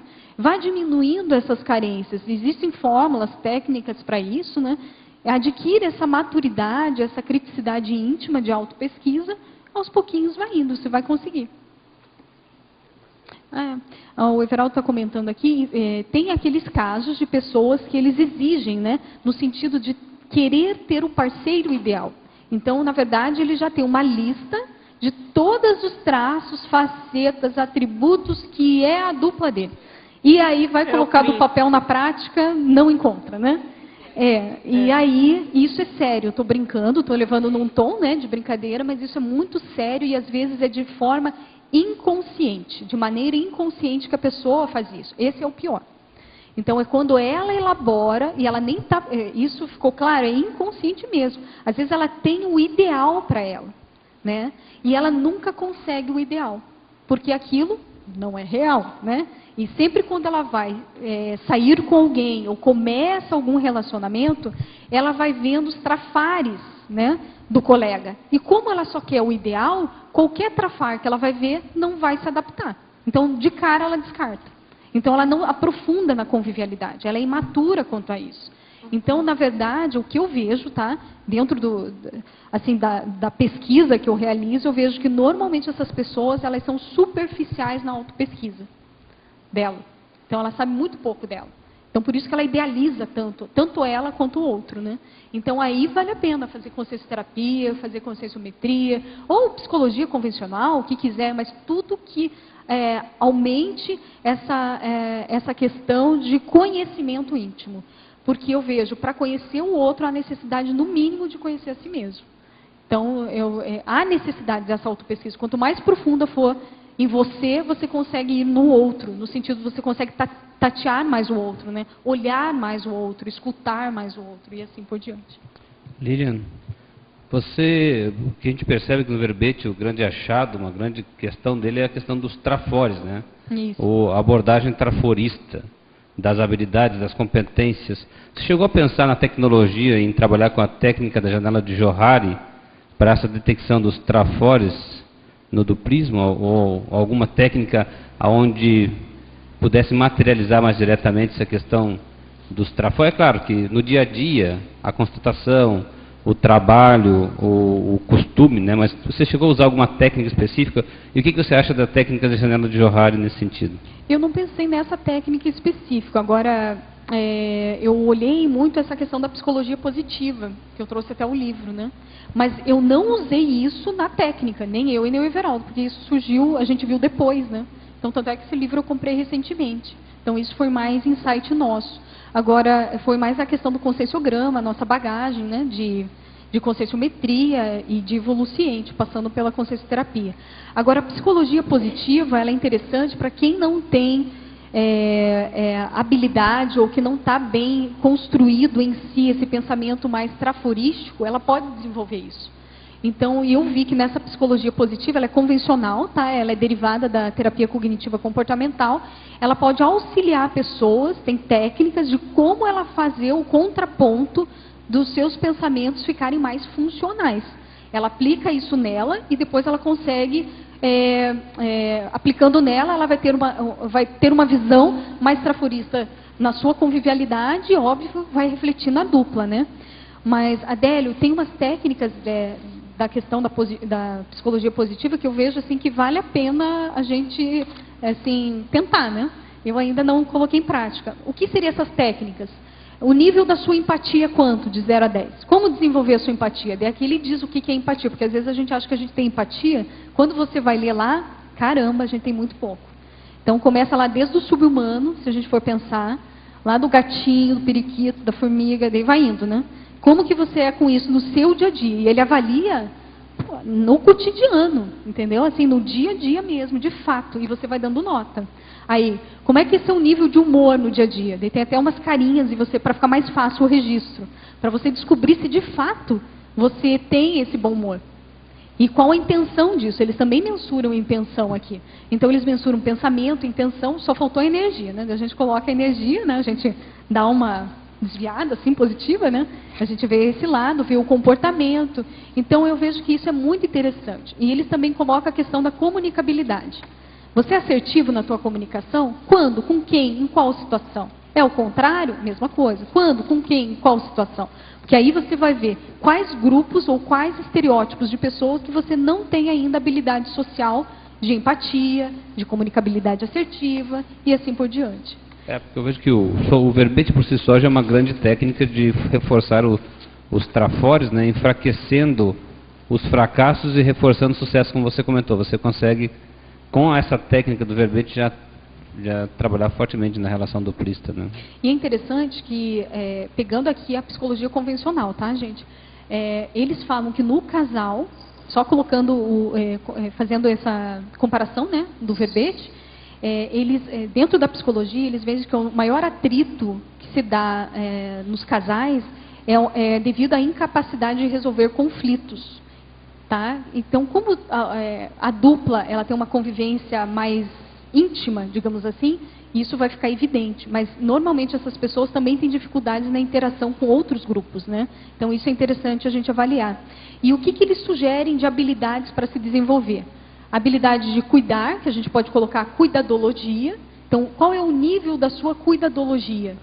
Cuidadologia, pessoal, a gente pode ver em vários parâmetros da nossa vida. Então, a gente começa com o quê? Natureza, né? Vamos lá, fitoenergia, os animais, né? Zooenergia, né? Como que você se dá com isso? Com pessoas de vários tipos, estilos, perfis, desde o autocrata, que é o mais difícil, né? Até aquele mais fácil, que é o mais flexível, né? E assim por diante. A questão de compreensão, você compreende as pessoas ou você mais interpreta as comunicações? Você de fato faz o diálogo com o outro? Ou não? É tudo a base das suas interpretações, né? Você confia nas pessoas ou você é mais desconfiado? Que a gente fala estilo gato, né? Você já viu o gato? Entra qualquer gente nova e o que ele faz? Aquele olhão grande e os pelos, né?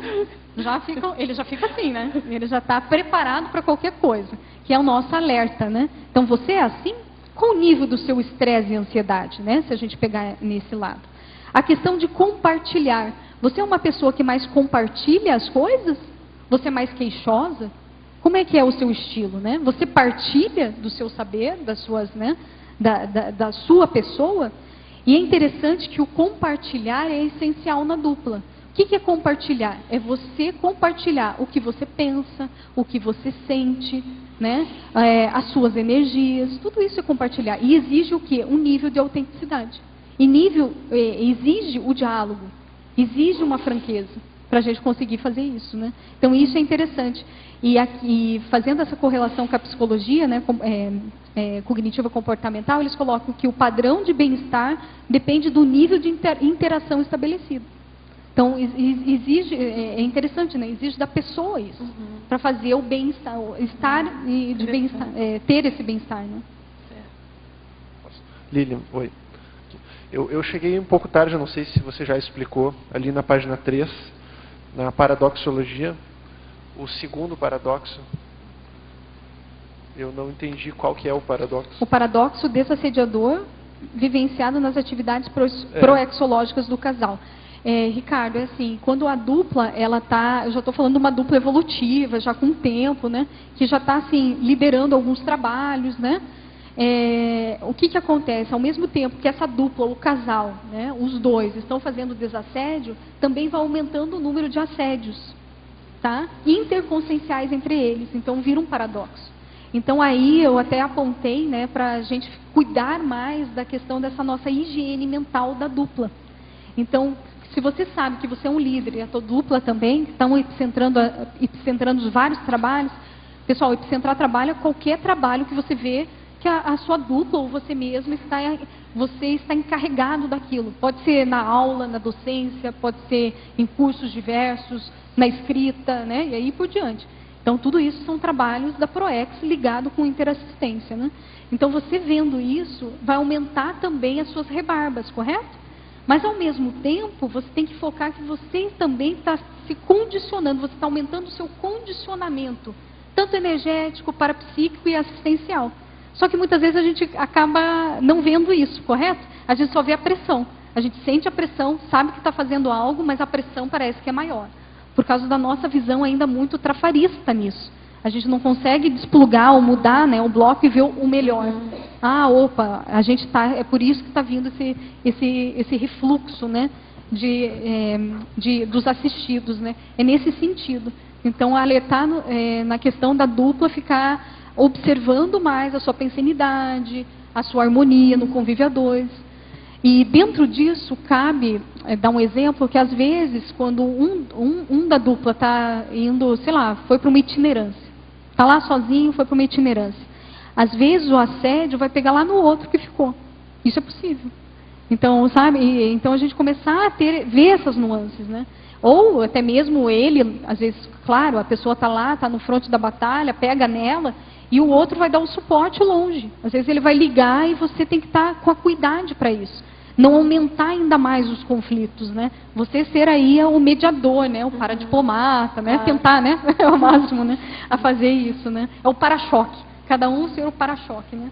Cada um tem que ser o para-choque de cima também do outro, né? E assim a gente vai indo junto, para chegar mais longe. Tá bom. Obrigado. A verbetógrafa. Ainda não conheço o CAEC, tenho curiosidade sobre os laboratórios, especialmente sobre o laboratório conscienciológico da dupla evolutiva. Como funciona? Se não tenho dupla, posso fazê-lo quando for aí? Primeiramente, seja muito bem-vinda quando você vir, já é bem-vinda ao CAEC. E os laboratórios, eles não têm pré-requisitos. Os de dupla evolutiva você pode fazer tendo ou não. Tá? Então, fica bem tranquila quanto a isso. E eu acho uma boa você fazer. Então, para quem quer investir na dupla evolutiva, vale a pena fazer essas autopesquisas no laboratório, que ali ela vai ter insights sobre ela, como se qualificar, como melhorar, né? E também ver outras, ver as possibilidades, capacidades, habilidades dela na questão de proexes, né? Nessa questão de ver o outro como amparador mútuo, para ela começar a entrar, se engajar, né, nesse caminho de formação da dupla evolutiva. Certo. Professora Lilian, contrariar alguém que amamos não é fácil, mas é preciso fazer a tarefa do esclarecimento e, antes de tudo, evitar interprisões. De que modo podemos avançar sobre isso? Eu vejo que a saída é o diálogo. Então, até a pessoa mais difícil sempre tem um jeitinho de a gente dialogar. Com carinho, fazendo, né? Então, pensa assim, porque às vezes o que está me vindo à mente é uma pessoa mais difícil de você conversar, de você pontuar, porque é possível isso num casal, né? Aquele temperamento, né? Que é mais, não é introspectivo, mas ele é mais assim, tem uma autocracia, né? Maior, ou é mais impositivo, né? Então, eu vejo assim que tudo tem técnica. Então, você vê o jeito, quando a pessoa chega do trabalho, ou o momento que está mais assim, relaxado, né? Primeiramente, você fazer algo que vai assim, relaxar ainda mais. Ser sincero que gostaria de conversar, mas e é importante que quando você for falar com outra pessoa e for evidenciar ou dar um feedback, você tem que estar calma com você. Então, você tem que estar com um nível, assim, de, pelo menos mínimo, de tranquilidade. Às vezes, o problema é grande, mas fatia o problema para você. Não aumente o problema, porque isso vai passar para o outro, com energia. Antes de você falar, você já vai estar ansiosa. E isso emite energia. Então, eu sempre busco refletir antes o que eu quero falar, se de fato é isso, se isso realmente é um problema. Então, você ter um mínimo de maturidade com isso, você ter uma certeza íntima que isso vai ser o melhor. E para você chegar na pessoa, você já vai estar mais tranquila. Não vai estar tão emocional assim. E aí não vai ter tantas expectativas com o outro, né? E com isso você vai saber o momento certo de falar uma palavra, né? De acariciar. Então, diálogo é diálogo corporal, pessoal. Não é só diálogo de boca, de falar com a voz. Então, existe essa comunicação mais ampla, né? E tudo isso implica numa assertividade melhor. Não sei se ajudou. Penso que sim. A verbetógrafa. Recentemente, você mencionou sobre a carência emocional. Gostaria que comentasse qual a abordagem mais assertiva para ajudar o companheiro duplista carente emocional, com baixo conhecimento de si, dificuldade em se auto-pesquisar, pois encontra-se em local de controle externo. Eu vejo que há como apontar os trafares de uma maneira, porque aí vai depender como que é essa pessoa, né? Porque você me falando esses dados de perfil psicológico, ainda assim há uma amplitude de comportamentos diante desses traços citados, né? Então, para uma pessoa que é mais assim, com loco externo mais agravado, né? Uma pessoa muito submissa, então há possibilidade de você fazer um diálogo com essa pessoa. Lembre-se, o diálogo, às vezes, o primeiro, você não precisa falar tudo imediatamente. Então, começa-se um diálogo apontando, vê o limite do outro, isso é muito importante, né? O limite de escuta do outro. Perceba qual é o momento ideal, a situação melhor para falar. Coloque fatos para essa pessoa, né? Se você vê que se essa pessoa ela já tem um suporte, por mais que esses trafares estejam muito intensos nela, mas se você sente que é necessário você ser um pouco mais enfática, então tudo isso vai depender desse relacionamento entre vocês, tá? Fica difícil falar assim como fazer, né? Mas a dica se fosse você, trabalhava bastante energia, pensava bastante nessa pessoa, joga muita energia, como se fosse abraçar ela, envolva e veja todos os insights, intuições que você tem, para o que você poderia ajudar. Anota tudo e depois você vê o melhor momento para você colocar esses procedimentos. Isso eu vejo que fica muito mais assertivo, tá? E na dúvida, abstenha-se. A verbetógrafa, na página 4, parágrafo mnemossomática. É o último parágrafo ali, antes da acabativa. Ela pergunta, você poderia comentar sua experiência quanto à vivência mútua de retrocognições pela técnica do duplismo reflexivo? Tá. Então a gente comentou um pouco que a dupla em si, quando ela está bem fortalecida, ela está bem concretizada, ela possibilita esses fragmentos de retrocognição, né? No caso aqui, que eu estou falando, o meu pessoal e do Everaldo, né? Então a gente não tem assim aquelas retrocognições amplas, nada disso. Então a gente já passou por alguns fragmentos e que ao longo dos anos, com as anotações e registros, depois com uma análise, né, mais acurada, a gente acaba chegando num resultado mais preciso dessas retrocognições. Agora, se a gente for pensar nessa convivialidade que a gente possui dia a dia com a dupla evolutivo, isso é inevitável. Então, você está lá com ela, você acorda, dorme com ela, tem momentos íntimos, a troca de energia é muito grande. Então, isso tudo vai possibilitar essa rememoração, né, de vidas passadas. E interessante que nessas rememorações vem esse aspecto de curso intermissivo, né, quando ambos são intermissivistas, isso fortalece essas questões das metas proexológicas. Muitas vezes você identifica esse teu parceiro em outras vidas, características, tendências, e você comprova essas tendências nessa atualidade. E com isso você acaba entendendo mais o outro e fazendo mais concessões, conciliações. Então vai ficando mais harmônico. Porém, depende muito da pessoa que teve o fenômeno da retrocognição, a sua atitude de ser benéfica ou não. Então, se ela puxar a retrocognição e não fizer nada, né, tipo, não tirar proveito disso evolutivo, não vai ser nada. Então, o ideal é a pessoa, quando tem esses fenômenos, anotar e ver o que pode ser feito para melhorar ambos, né? né? O que de fato a gente pode fazer para construir melhor a dupla evolutiva e assim por diante. Certo. Pessoal, eu queria fazer aqui um convite para vocês, em nome do CAEC, do Tertuliário, da Coral Tintas e da Arte Tintas. Dentro do projeto Tudo de Cor, revitalização do Tertuliário. Você é nosso convidado especial para a solenidade de entrega do Tertuliário, Anfiteatro das Tertúlias Conscienciológicas, revitalizado pelo projeto Tudo de Cor da Coral. Vai ser na sexta-feira, dia 21 de junho, às 14h30, aqui no saguão de entrada, e eles vão fazer alguma pintura de uma parede que está faltando, me parece que ainda está em branco, porque dentro desse projeto, não sei se vocês sabem, eles forneceram, né, gratuitamente a pintura amarela do Tertuliário, tá certo? Então, todos convidados, sexta-feira, 21 de junho, às 14h30. É possível uma última pergunta? Claro, claro, temos tempo ainda. Professora Lilian, você comentou bastante aí, junto com o Everaldo, a experiência da dupla.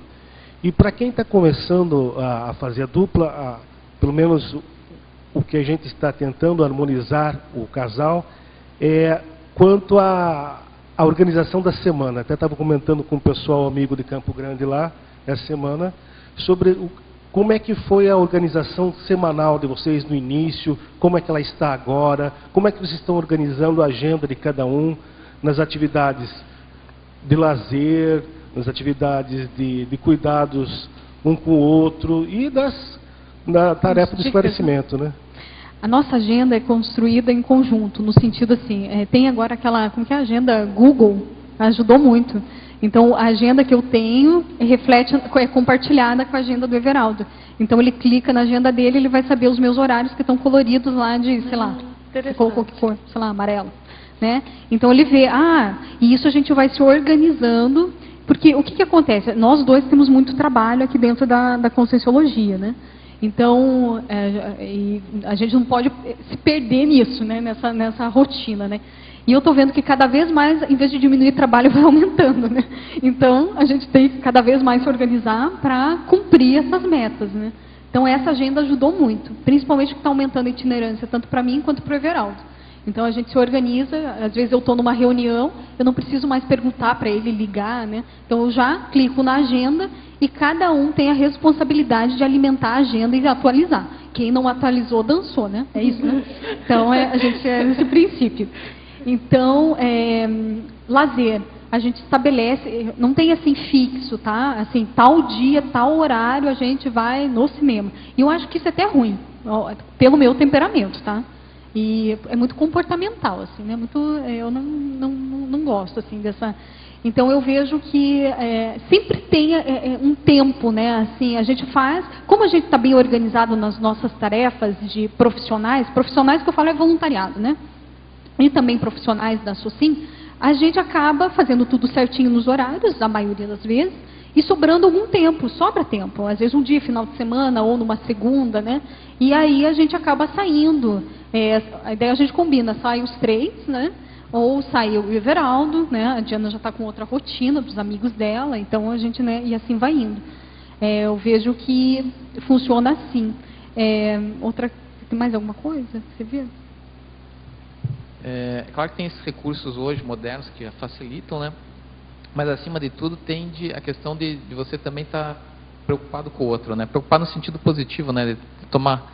Então, por exemplo, eu costumo nunca marco um curso que eu sei que eu vou viajar sem que esteja tranquilo para a Lilian e vice-versa. Então a gente toma esse cuidado, sabe? Porque na verdade é a agenda do casal. Da mesma forma que eu cuido bem da minha agenda, assumo meus compromissos e quero ir bem nesses compromissos, eu quero que ela também vá bem. Então a gente evita ao máximo sobrecarregar um ao outro. Ainda mais tendo uma filha, né? Que é um fator a mais, é complicador. Hoje ela já está grande, é muito mais fácil, né? Mas no início, esse nível de organização a gente tinha que se dividir muito mais, né? E acho que pelo fato dessa condição, ajudou bastante, porque hoje a gente consegue render mais. Então, é uma questão de você olhar, acima de tudo, ver o conjunto. Eu acho que a grande questão é não só na agenda, mas em todas as suas atividades, você vê o conjunto. E é esse conjunto que vai formar aí o sucesso e o processo evolutivo do casal. Né? Mas assim, questão de lazer, a gente marca uma coisa que é bem estabelecida, é viagem, tá? Então, viagem a gente sempre tem, né? Entre 1 ou 2 semanas por ano a gente tem uma viagem que a gente sai, o destino pode ser qualquer for, mas aquele mês a gente vai sair. Isso eu acho bem importante para o casal. Também ajuda, é como se fosse uma higiene mental, afetiva, né? E assim por diante. Então, isso a gente sempre coloca, estabelece todo ano na agenda, né? Certo. Não sei se ajudou, se quer fazer alguma pergunta mais específica, tudo certo? Não, está tudo ótimo, obrigado. A verbetógrafa. De que modo proceder de forma mais assertiva quando um dos personagens da dupla não está a fim de ouvir, encarar os trafares, não se abre ao diálogo e o outro tem mais lucidez? Que tal a gente sair do salto, né? E você pedir ajuda para o outro, né? Essa é uma técnica muito boa. Que às vezes a gente sobe no salto, o outro não quer, mas a gente está tão alto que ninguém alcança. Então, sai do salto e fala, estou precisando de ajuda, você pode me ajudar? Olha, eu tenho isso. Conversa de você primeiro, não do outro, do defeito do outro. Fale de você. O diálogo começa assim. Alguém tem que sair da tamanca, né? Né? Que tal começar por você, né? Essa é uma dica. Tá certo. Lilian. Tudo certo.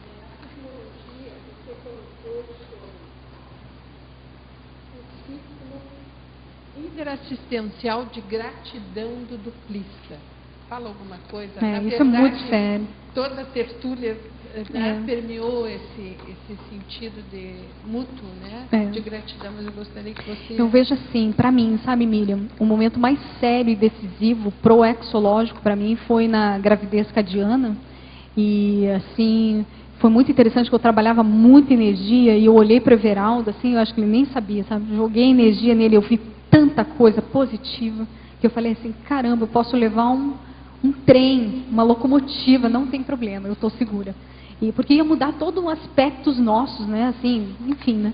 E foi muito interessante. E aí veio a primeira gratidão sincera de estar com uma pessoa que você sabe, assim, que pode contar, entende? E eu vejo que a partir disso, desse compartilhamento, dessa sinceridade, de querer evoluir os dois, sabe? Querer o melhor um para o outro, né? A gente não sabe para onde que vai, mas a gente está indo, a gente quer um caminho o mais certo possível, né? Mas ninguém sabe com certeza, né? Não, é garantia, 100%, né? Mas a gente está lá, otimista, vamos em frente, né? E isso gera uma gratidão muito grande. Então, isso parece que fortalece essa sinergia, né?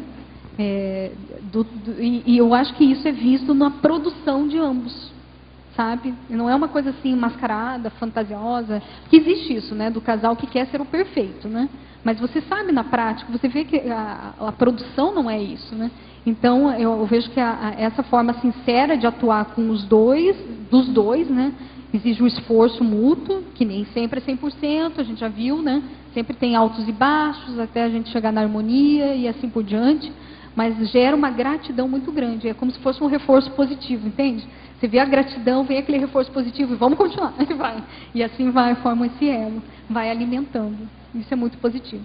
Lilian, na interação, aqui eu gostaria de, na página 2, na última linha, a interação do trafor de um dos parceiros, auxiliando no desenvolvimento do trafal do outro. Como que você pode falar um pouco para a gente de fazer isso? Na prática, assim, Luimara, o Everaldo tem um trafor muito grande da erudição, da intelectualidade. Eu não tinha tanto, pela minha base educacional. Não estou falando que eu não tenho competência, tá? Mas assim, eu não estava bem desenvolvida com isso. Então, eu, vendo os hábitos dele diário, eu comecei a estabelecer isso para mim. Então, o trafor dele auxiliou num trafal meu. Então, isso hoje eu tenho já uma rotina disso, e ele olhou para mim e falou, nossa, você leu mais do que eu? Eu falei, yes, consegui, né? Tipo, eu tô no caminho, né? Assim, mas sem competição, entendeu? Assim, ele pergunta e ele sabe, foi um bom, né, preceptor. E assim por diante. Então, eu vejo foi pelo exemplarismo. Exemplarismo. Mas assim, você vê que não tem uma cobrança muito grande, assim, você tem que ser o intelectual, você tem que ser o parapsíquico, né? Não tem isso. Isso é natural. Então, você vê do outro, você quer... Primeiro, os dois têm que querer melhorar a si mesmo, né? Primeiro é a si mesmo. Depois vem a questão mútua, né, da dupla. E se a gente for ver, a gente tem muita coisa boa também para dar, se a gente for olhar, né? Para trocar um com o outro, né? Quanta experiência e vivência a gente tem de bagagem, né? Se a gente for olhar. E cada um tem interpretações diferentes, vivências diferentes, né? Então isso vai somando. Mas é mais a gente sair do salto, né? Olhar com outro olho, ter mais paciência. Exige paciência, toda convivência é paciência. Não é no nosso tempo, não é do jeito que a gente quer. É bem aquela questão monárquica, né? Tem muita gente que fala, mas é assim que eu quero, nesse tempo eu já estou preparada, né? E nem sempre é assim, né? A gente tem que sair. Parabéns. Muito assistencial essa técnica e exemplarista de vocês aí. Deixa eu falar agora ela falou do lado dela para mim, agora eu vou falar do meu lado para ela, o que eu aprendi, né? Todo mundo sabe que a Lilian é notória em termos de conviviologia com os animais, né? Então, é um exemplo, e para mim foi um grande exemplo. Eu sempre gostei de bicho, tá? Tive cachorro, gato, né? Mas quem conhece lá em casa sabe que é um zoológico, né? Então, a gente tem bastante bicho, tem bastante planta, né? E tudo isso agregou para mim, no sentido de poder conviver melhor com os princípios conscienciais, né? Então, foi uma grande escola no sentido de ajudar em termos de ter mais paciência, de compreensão, né? E tudo isso tem muito a ver com o processo dessa gratidão que a Miriam comentou, né? E de você ver o sucesso do outro é o seu sucesso. Eu me sinto realizado quando ela se realiza. Então, isso me enche de satisfação. Muito bom. E a hora que você tem isso, tudo vai para frente, muito né? Bom. Tá ótimo. Pessoal, então agradeço a participação dos teletertulianos, das perguntas feitas, de vocês aqui presentes, da professora Lilian, do professor Everaldo e da mais do que princesa Diana. Muito obrigado e até então o nosso próximo encontro. E os nossos comerciais agora. Obrigada. As pontuações da tertúlia de hoje foram 46 assinaturas no livro de presença, 12 perguntas presenciais e 14 perguntas online. Hoje temos 5 recados. Cícero, curso Biografologia. Fernando, terceiro encontro do empreendedorismo da CCCI. Cláudio, ACIP, curso História do Parapsiquismo. Patrícia, CPC em Foz. Valdson, Feira do Livro de Frankfurt. Antes temos amigos com a Eliane. Boa tarde. O programa Amigos, no final deste mês de junho, no seu tradicional sorteio mensal, vai sortear 2 vagas no sistema EAD, à distância, do 2º Congresso Internacional dos Intermissivistas, que acontece aqui em Foz, de 12 a 14 de julho, no discernimento. Então, é um congresso muito importante, 2 vagas, então, para pessoas, né, geralmente que não moram em Foz do Iguaçu, 2 amigos da enciclopédia, que vão poder acompanhar esse evento de qualquer lugar do planeta, porque nós temos amigos não só no Brasil, como também fora. Então, se você quer participar desse sorteio, e principalmente, né, está engajado aí na Max Praxis Grupal, na Mega Gescom coletiva, que é a Enciclopédia da Conscienciologia, renove a sua assinatura, caso ela tenha vencido, e se você não é, se torne amigo hoje. Ligue para o 45, código de área, 35 25 26 52, ou passe na recepção do CAEC para se tornar amigo. Muito obrigada. Olá, boa tarde a todos. Eu quero fazer um convite para o curso Biografologia, que vai ter presencial aqui em Foz do Iguaçu. Esse curso vai ser o primeiro módulo agora, daqui 2 finais de semana, dia 29 e 30 de junho, e o segundo módulo em agosto. Então, esse curso trabalha muito com a metodologia de pesquisa de biografias, com um enfoque no paradigma consciencial, ou seja, muito relacionado à autopesquisa, o autoconhecimento, o processo de assistência que envolve numa pesquisa de biografias, todos os processos grupo-kármicos, ou seja, ele é bastante abrangente. O curso todo foi feito com uma série de dinâmicas e uma série de atividades, então ele é muito interativo ao longo de todo o curso. Também vão ter algumas apresentações de biografias. Por exemplo, o Juan Talavera vai estar apresentando uma pesquisa que ele está desenvolvendo já com mais de 150 pacifistas. Então ele está fazendo uma pesquisa muito exaustiva nessa área, vai estar apresentando. E vamos ter aí uma série de outras apresentações. O Giuliano Guinani vai estar apresentando uma pesquisa do Wallace, que ele já vem também fazendo muito tempo. E o curso em si ele é bastante rico em uma série de outras atividades. Então fica a dica, quem quiser mais informações pode me procurar ou qualquer voluntário da Apex, e as inscrições podem ser feitas na recepção do CAEC, tá ok? Também, só fechando, queria passar que hoje na web conference, o tema, né, web conference da Apex, o tema é Assunção Proexológica, com o Will Denilson Signorini. Muito obrigado. Olá, boa tarde a todos. Nosso convite é para o 3º Encontro de Empreendedorismo Cognópolis Foz do Iguaçu 2035. É uma iniciativa da Unicim, do Conselho das ICs. Então, você que é empreendedor, você que é empresário já estabelecido, investidor, tem interesse aqui em Foz do Iguaçu, e você que é profissional também, quer ter oportunidade de trabalho futuramente, no momento aqui em Foz do Iguaçu, venha participar. Então começa no dia 21, sexta-feira próxima, vai ter uma palestra aberta, gratuita, das 19h30 às 19 às 21 horas, o professor Luciano Vicenzi, Estrutura Empreendedora para 2035, que é o tema. Depois, no sábado, nós vamos ter as mesas de trabalho, das 15 às 21, com intervalo para o coffee e também um coquetel no final, e no domingo, das 8h30 às 12h30, nós fechamos todas as mesas de trabalho e os debates. Então, é o convite para todos que têm interesse em desenvolver e implementar um ambiente propício à criação de empresas sustentáveis na Cognópolis Foz. Você está convidado. Obrigado. Boa tarde a todos os tertulianos e teletertulianos. A CIP, em parceria com o CAEC, convida todos para o curso História do Parapsiquismo, que será ministrado pelos professores João Ricardo Schneider e Jarbas Paranhos, no novo auditório do CAEC, nos dias 23, 24 e 25 de julho, dias de semana, em Foz do Iguaçu. Esse curso visa ampliar, refletir e compreender em relação ao emprego do parapsiquismo nas suas retrovidas, como ele pode melhorar a nossa performance parapsíquica na atualidade. Alguns tópicos a respeito do curso: o parapsiquismo na antiguidade, no período medieval, período moderno e contemporâneo e diversas técnicas parapsíquicas. Debates sobre as vivências no curso. O telefone do CAEC, 45 3525 2652, e a gente convida a todos. Obrigado. Boa tarde. Em nome do IPC, Instituto Internacional de Conscienciologia e Projeciologia, eu venho convidar você, morador de Foz do Iguaçu, que se interessa em aprofundar mais dos conceitos, bases, fundamentos da ciência, conscienciologia e projeciologia. O curso CPC, curso de Projeciologia e Conscienciologia, vai ser ministrado às terças e sextas-feiras. Ele tem uma duração de 36 horas, 36 aulas, que dão muito mais do que 36 horas, é claro. Vão durar 4 meses e ele trabalha o conteúdo dos tratados Projeciologia e dos 700 experimentos, e traz atualizações também, é claro. Cada uma dessas 36 aulas tem duração de 2 horas e meia, dentre essas 2 horas e meia, meia hora de trabalhos energéticos. Nós também temos 2 laboratórios de técnicas energéticas e ProExis, temos 2 aulas vídeo e um aprofundamento temático.